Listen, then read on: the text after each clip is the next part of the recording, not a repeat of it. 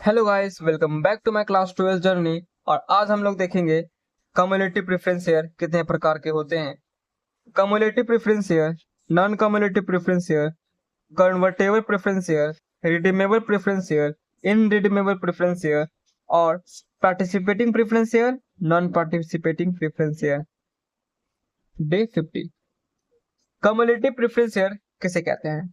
Cumulative preference share are those shares on which area of dividend cumulate.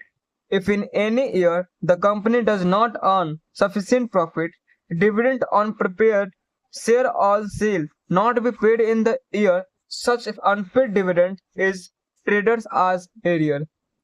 Arrear का मतलब होता है कि हमने जो पैसा देना था, हमने उसे पैसा नहीं दिया, तो उसे arrear कहेंगे, यानी कि क्रेडिट।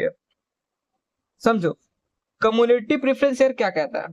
कम्युलेटिव प्रेफरेंस शेयर यह कहता है कि अगर कंपनी 2025 में सफिशिएंट प्रॉफिट नहीं कर पाया, तो जितना उसे प्रॉफिट करना चाहिए था उतना उसने प्रॉफिट नहीं किया, तो जो तुम्हें 2025 का डिविडेंड मिलेगा वो तुम्हें नहीं मिलेगा। लेकिन 2026 में उसने जितना प्रॉफिट करना था उससे ज्यादा प्रॉफिट किया, सफिशिएंट से ज्यादा प्रॉफिट किया, तो तुम्हें 2026 में वो प्रॉफिट भी मिलेगा जो तुम्हें 2025 में डिविडेंड के रूप में नहीं मिला था।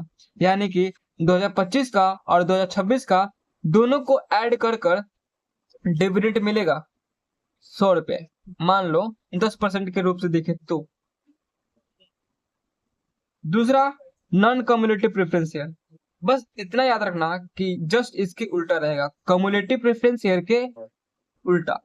नॉन कम्युलेटिव प्रेफरेंस शेयर ये कहता है कि अगर 2025 में डिविडेंड हमने नहीं दिया, लेकिन 2026 में हमें उसे डिविडेंड दिया, तो हम सिर्फ 2026 का डिविडेंड देंगे, ना कि 2025 का, क्योंकि ये नॉन कम्युलेटिव प्रेफरेंस शेयर कहता है। तीसरा, convertible preference share. The share which can be converted into equity share within a prescribed period are known as preference share.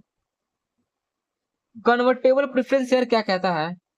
अगर तुमने शेयर लिया प्रेफरेंस शेयर के रूप में, तो तुमने सोचा कि हम इसे ऐसे नहीं रखेंगे, डिविडेंड 10% के रूप से मिल रहा है, लेकिन हमें मैक्सिमम डिविडेंड चाहिए, मैक्सिमम प्रॉफिट चाहिए, तो तुमने इसे इक्विटी शेयर में कन्वर्ट किया।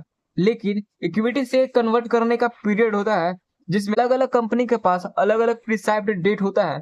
जैसे कि कोई कंपनी 10 साल रखता है, 3 साल रखता है, 4 साल रखता है, 5 साल रखता है। हर कंपनी का अपना अपना अलग प्रिस्क्राइब्ड पीरियड होता है। चौथा, redeemable preference share. Redeemable preference share उसे कहते हैं जिसमें कंपनी कहे कि हम तुम्हें शेयर देते हैं, लेकिन 5 साल के बाद हम उसे रिडीम कर लेंगे, हम उसे वापस ले लेंगे। कैसे? तो इस एग्जाम्पल के लिए तुम सोचो, किसी कंपनी में तुम काम कर रहे हो, कंपनी ने तुम्हें 5,000 का शेयर दिया, लेकिन यह बोलते हुए कि हम इसे 5 साल बाद वापस ले लेंगे। अब तुम सोचो कि जो डिविडेंड मिलेगा वो तुम्हें 5 साल तक मिलेगा, लेकिन 5 साल के बाद कंपनी जो बोला था कि हम इसे वापस ले लेंगे, तो वो तुम्हें 5,000 देकर वापस रिडीम ले लेगा, तो फिर तुम्हें डिविडेंड नहीं मिलेगा। बस इसी प्रकार का रिडीमेबल प्रेफरेंस शेयर होता है। पांचवा, इनरिडीमेबल प्रेफरेंस शेयर। बस इसके उल्टा होगा, और तुम इतना याद रखना कि इसमें कंपनी वापस नहीं ले सकती, एक बार दे दिया तो दे दिया। यानी कि अगर तुम्हारे पास कंपनी शेयर दे तो तुम उसे शेयर ले सकते हो और तुम उसे इन्फिनाइट तक यूज कर सकते हो, डिविडेंड ले सकते हो। छठा, प्रिसाइव्ड प्रेफरेंस शेयर।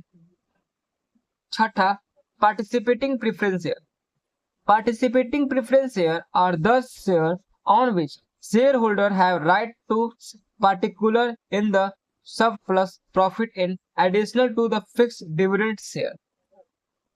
यानी जब हम प्रेफरेंस शेयर लेते हैं तो कोई कंपनी अगर ज्यादा प्रॉफिट करे, यानी कि मैक्सिमम प्रॉफिट करे, तो उसमें से एक बोनस निकलता है जिसमें प्रेफरेंस शेयर को भी दिया जाता है बोनस के रूप में, एक्स्ट्रा के रूप में। यानी कि अगर तुम्हारे पास 10% के रूप से पैसा मिल रहा था डिविडेंड के रूप में, तो जब प्रॉफिट करेगी कंपनी तो उसमें तुम्हें एक्स्ट्रा बोनस भी मिलेगी और एक्स्ट्रा परसेंटेज भी, यानी कि 200 रुपए ज्यादा मिलेगी अगर तुम्हें 10% के रूप से 100 रुपए मिल रही थी तो।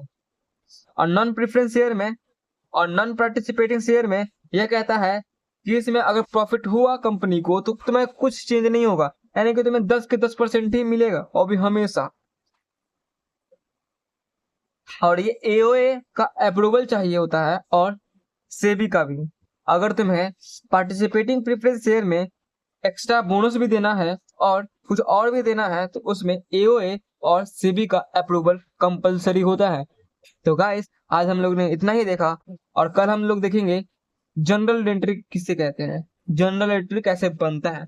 तब तक के लिए सब्सक्राइब करें, फॉलो करें, लाइक करें। धन्यवाद।